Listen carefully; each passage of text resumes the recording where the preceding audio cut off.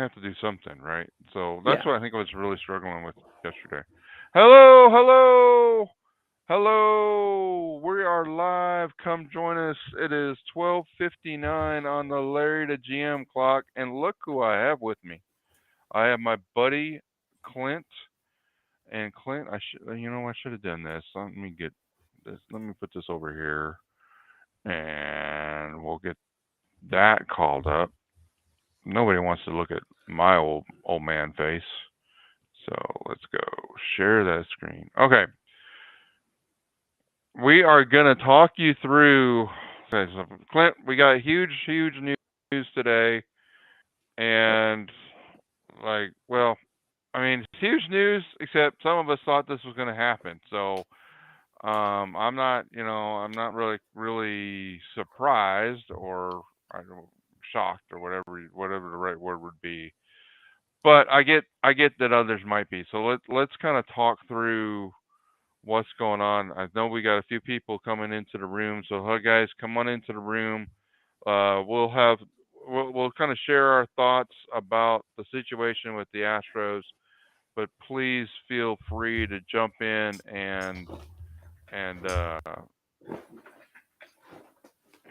share your thoughts as well. So I'll say, come to Larry the GM for the off season. We got you covered.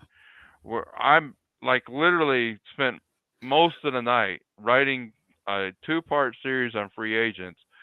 About the time I was going to send out part one this morning is when the news hit. So I guess I'm going to send out part one like at 5 o'clock tonight and have people read that, and then part two. So part one's really about like what are the big team needs and what are the internal options to fill that. What does that look like? What do we think about that? And then part two is going to be okay. Let's go big or go home. Let's talk about what are the free agents out in the market. So that's out there. Feel free to come join us. But let's I guess also let me do a little advertising before we get started. Please like the video. Please subscribe to the YouTube channel. Please uh, subscribe or join as a member at the Larry the GM website. So I've got my buddy Clint the Scout with us. Clint, I'm going to let you go first. Tell us your thoughts about James Click and the Houston Astros parting ways after winning the World Series. So thanks, Larry. I've had this. I think a lot of this really started to take ahead whenever it started to come out how these guys are not extended, and we were going through the season essentially riding on what felt like a winner go home type scenario for them. Right. I maybe Destiny it wasn't necessarily the case clearly because they re-signed him, but obviously a lot of good mojo when you wrap up a World Series victory. But the other thing is, uh, you know, I feel that we don't give some folks don't give Click enough credit in terms of what he did with the salary. I know I talked Right. about it yesterday in a space, but he navigated that number very well, and it translated, and he eventually ended up with the World Series. So in his 3 year tenure, he won two pennants, one World Series title, and almost got to a Wow. third three consecutive World Series, and a lot of that speaks to talent. And we might want to talk about that a little bit later on how all that kind of rolls into scale with how the front office is handling things. But for the most part, I think Click, even though we probably thought there was bigger moves that could have been made, I feel like obviously it was very successful. Now, if we had lost the World Series, we might be having a different Mm, conversation. But at the end of the yeah. day, the stats are what they are right now. And you know, to me, Larry, this is really this is just really interesting. And like you said, as soon as he only offered him 1 year deal, you felt like 80% chance that Click is like, I'm Right. done. Like, and then do we even know that Click and them even had a discussion today, or did they just, was it in a simple email like, I'm not doing this? Like, Yeah. Was there angry tweets? Was there like angry breakup tweets sent yeah, from the airplane on the way back from Vegas? So yeah, I similarly, and we talked about it in articles on Monday and I think Tuesday. So on Monday, guys, on the website, I would ask you to go read this article. Now you may think, well, why do I need to read that? How do we grade James Click as an Astros GM? And it'll talk about some of the things that Clint just covered. Like what did James Click do really well? What are some things we might have wished we had seen better?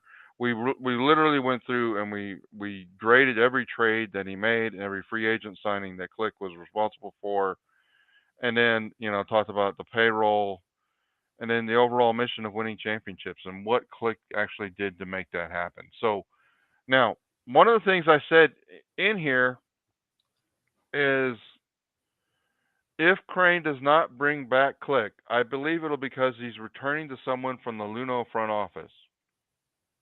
I said that on Monday, and I'm sticking with it. Now, he may prove me wrong. He may go get somebody completely out of the ordinary. But I think the last time Jim Crane trusted people in this organization was before the cheating scandal was brought to light, and he had pretty much complete trust in Jeff Luhnow. I believe he has been way too involved in cooking the meals, and up to and including vetoing trades. Not for financial reasons did he veto those trades, which would be completely in his wheelhouse, I would think. But because he didn't think they were the right trade for the team. Now you can ultimately say, well, it's his team; he should be able to do it. This starts to take on a little bit of Jerry Jones feel for the Dallas Cowboys, where Jerry Jones started saying things like, anybody could coach this team to the Super Bowl, and then basically, 2 years after he started running things, that team hasn't been back to the Super Bowl and has struggled to even make the playoffs. So be careful, folks. Be careful about having an owner get too involved in every piece of this puzzle that is the Houston Astros. I will also say, and this kind of follows up with what you were saying, Clint, that I this 1 year.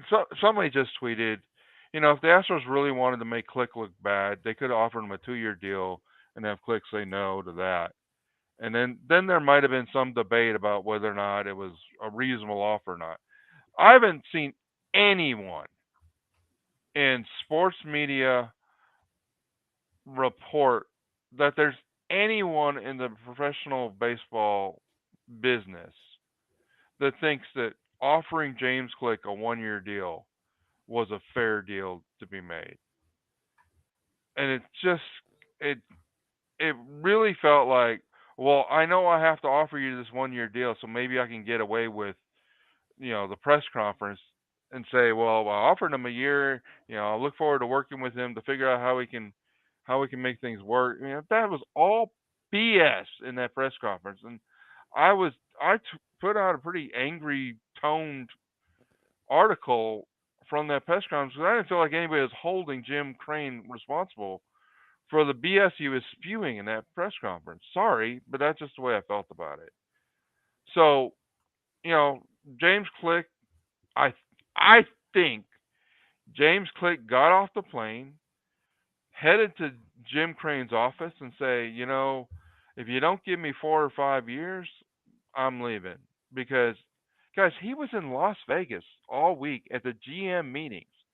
He's either got a consulting business set up to go consult with all these teams, like how I can help you figure out how to run your team the Astros way, or or the best of the Astros and the best of the Rays way, or he's got an assistant GM, special consultant to the owners kind of job, or he's got an MLB network type of job.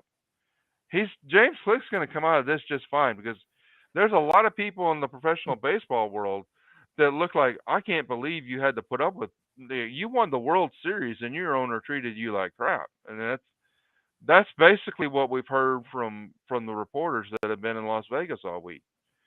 So James Click is going to be just fine. the Astros and us, I think we're going to be just fine too if we get the right GM. Now, Clint, can you just make sure if they? I mean, guys, I expect an announcement about this next GM. If it happens today, I won't be surprised because I think No. Jim Crane has had this set up since the trade deadline or before. And so so if somebody's announced, jump on into the chat and tell us because I won't be surprised. Now I wrote in that other article I showed you that it would be somebody in the Astros front office, and in this article I basically told you this drama played out pretty much like I expected it to play out. Where you have Jim Crane offering a bogus 1-year deal, basically telling his GM to leave. And so who could it be? Well, David Stearns had a job in the Milwaukee Brewer front office and was essentially pushed to the side, and they said we want to go a different direction. He's still under contract. So people have said, well, that can't happen because he's still under contract. Well, what happens is the Astros just send them some international bonus pool money. They essentially trade for Stearns. This has happened in the history of baseball. Or they send them a draft pick or something. They somehow compensate the Brewers for letting them have David Stearns. Or they just say, look, you don't want him, don't hold him back. So I think that could happen. I believe that probably has been happening, but I don't have any reports that say that. Either that or Jim Crane's on the phone with Milwaukee right now, and trying to make that happen. If it's not that direction, he could be going to Baltimore, and I sometimes struggle with saying this name, Clint. Sid Medhall, Medhall. I'm not sure how to say his name. I really should learn that because he's probably he could be the next GM of the Houston Astros as well. Right. And so you guys may say, well, who's that guy? He was one of Lunell's brain trusts. You can go back and read some of the articles from that period of time that was running a lot of the analytical stuff for Jeff Luhnow, and he's been an assistant GM in Baltimore. Now, you may say, well, I don't want any of those guys. I want a winner. I want give me Anthopoulos or something, right? I mean, okay, you can go try to do that. You think it's going to be hard to get Stearns away from the Brewers? Go ahead and try to make that happen. But so those are the two that I would suspect are the ones. Now, one of my buddies on Twitter just said, like, the ideal world would be to have Stearns as like the vice president of baseball operations or president of whatever those titles are, and have Sid be the official GM of the team, and essentially the two of them are the boys in the band are back together from the Luhnow front office. Now everybody's going to want to ask, like, well, can it be Luhnow himself? Jeff Luhnow has been way, way, way more positive in tweets about the Astros in the last, 6 weeks to a month than I've seen him in the last 3 years.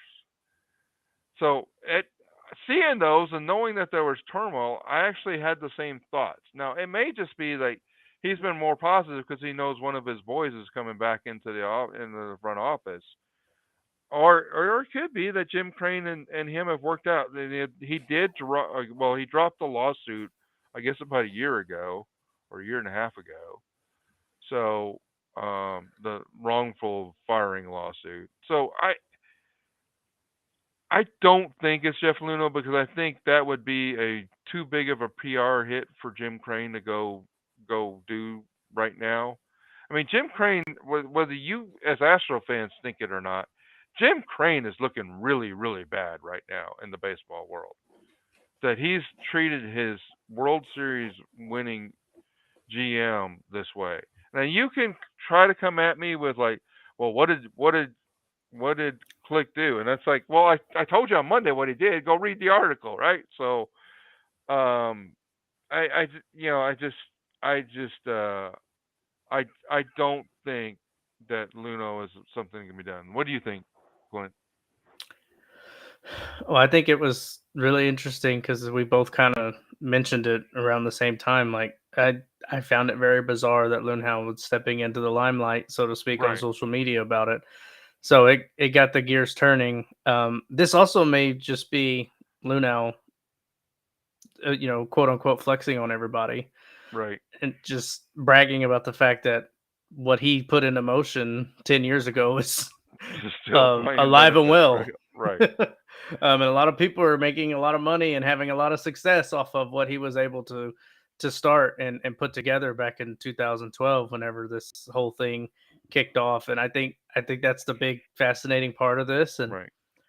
um if it was him, I guess that's kind of the devil's advocate way to look. It's like, in the way Jim Crane could be like, I can't look any worse, so why not, right? Well, yeah. What's interesting, if Jim Crane actually bought back Jeff Lunow, I think most of the Astros fan base would celebrate. Yeah, He would be even a to a hero. further level of hell as far as the MLB is concerned. But you know, you're down to the sixth level of hell anyway. So what difference does it Yeah, make?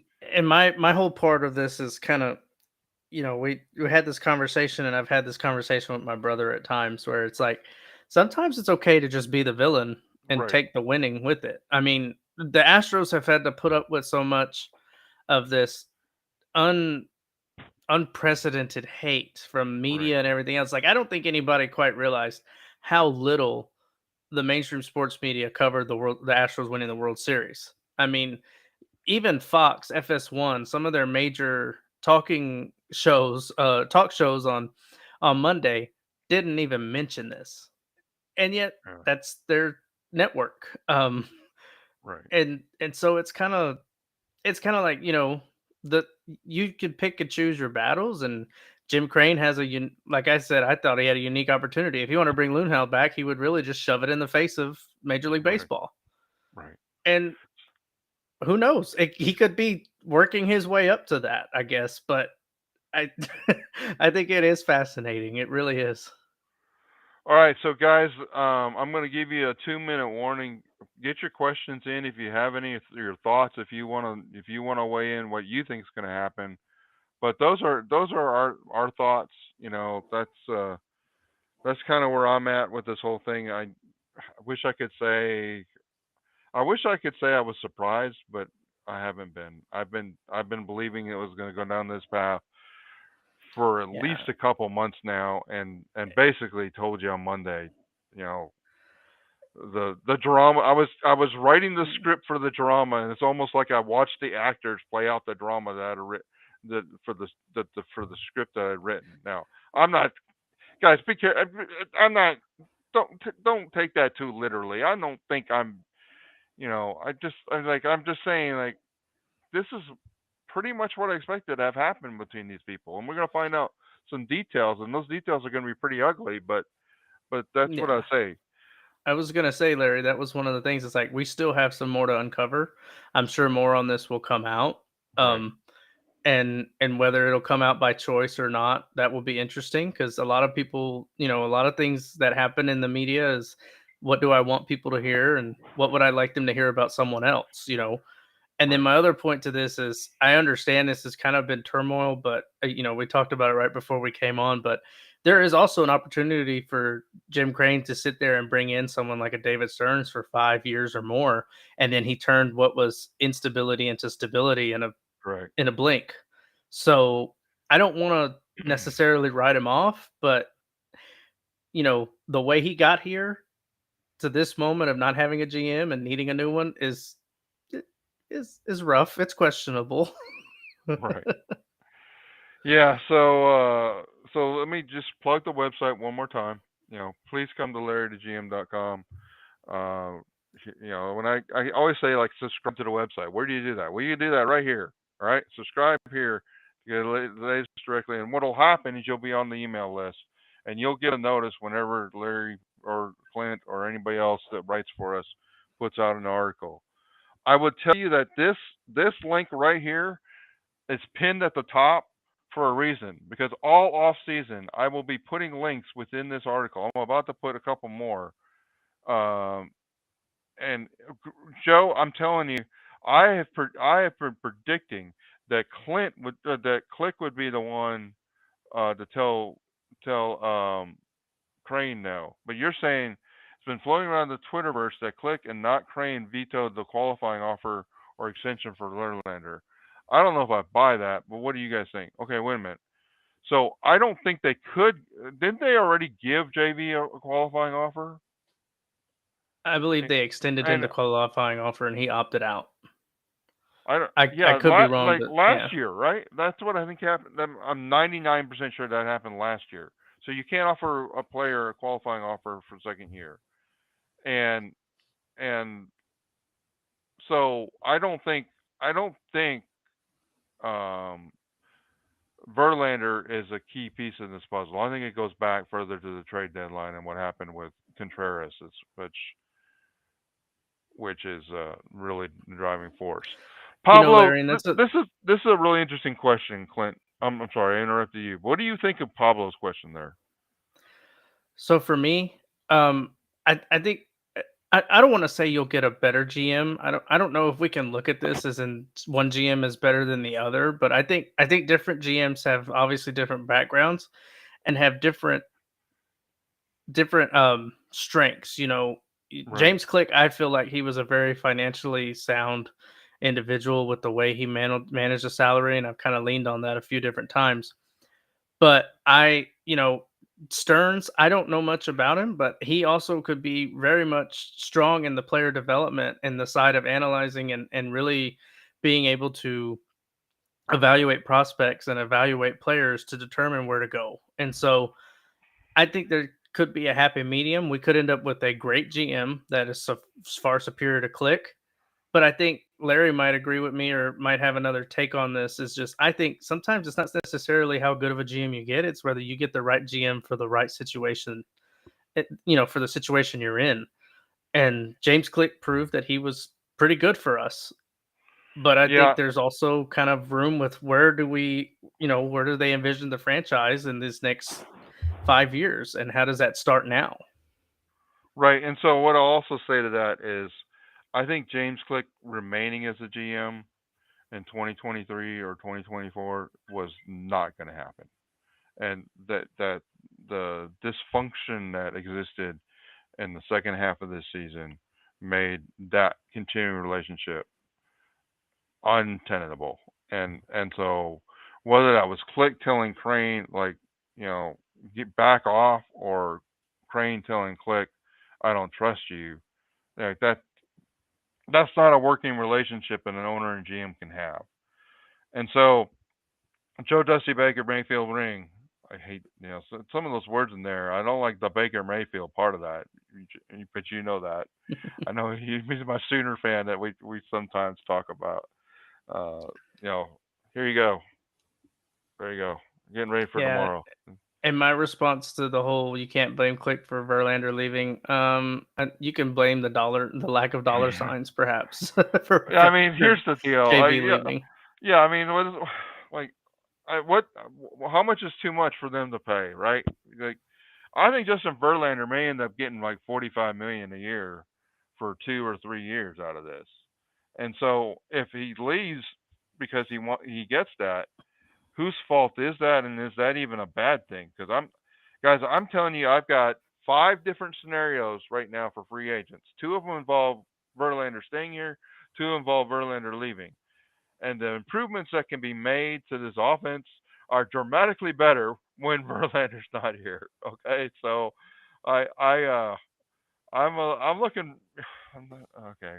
Be careful.